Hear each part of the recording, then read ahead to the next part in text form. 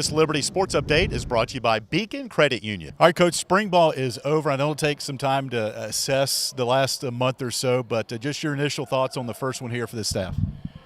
I thought it went pretty well.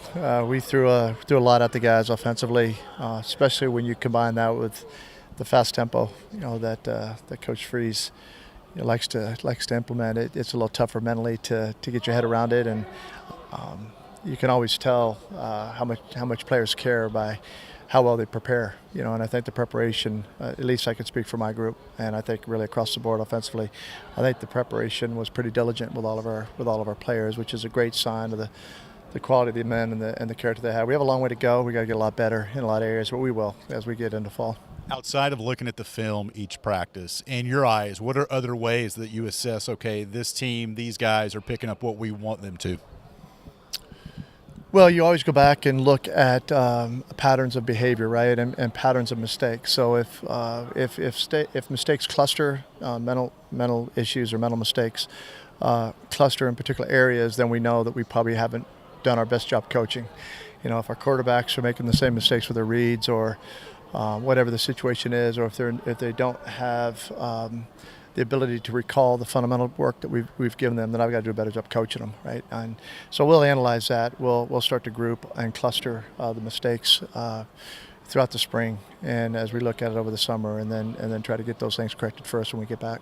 With your quarterbacks, what were some of the biggest learning curves that they needed to get through in order to process the information you guys were giving them? Yeah, I think for the most part it was the RPO game and the different decisions that they have to make, and they have to make it pretty quickly, especially when we're in fast pace. They have to process 3- and 4-way goes a lot, and getting their eye fixes in the right place, and trying to eliminate decisions. That's the biggest thing that I try to do as a coach with the quarterbacks, is take a decision tree that might be 5 or 6 wide and get it down to 1 when the ball's snapped as much as possible, and to shortcut the learning with respect to that. What can you say about the buy-in of this group? Coach talked about it, how it seems like it's very high, despite having a new group of coachings come into the school here. Well, we took over for a staff that was well respected, and a head man that I know the players respected quite a bit, and rightfully so.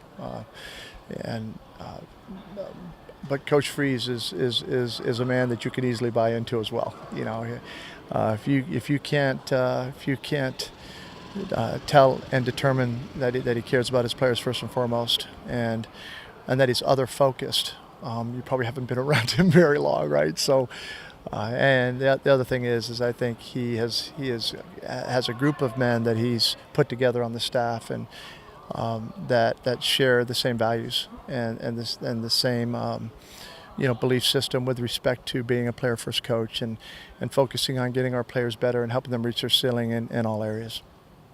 How well do these guys, would you say, work well together? Do they learn from each other, from the starting quarterbacks to the primary backup?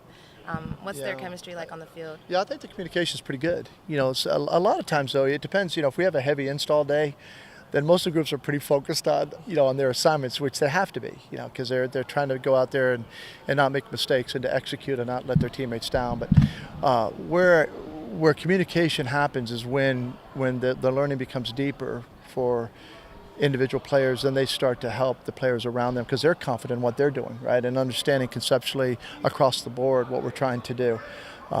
And you always know if the team cares about each other because of how they treat each other, and their willingness to help, and not just be inwardly focused, on themselves and their own assignments. How would you describe the relationship between Buckshot and Jonathan Bennett?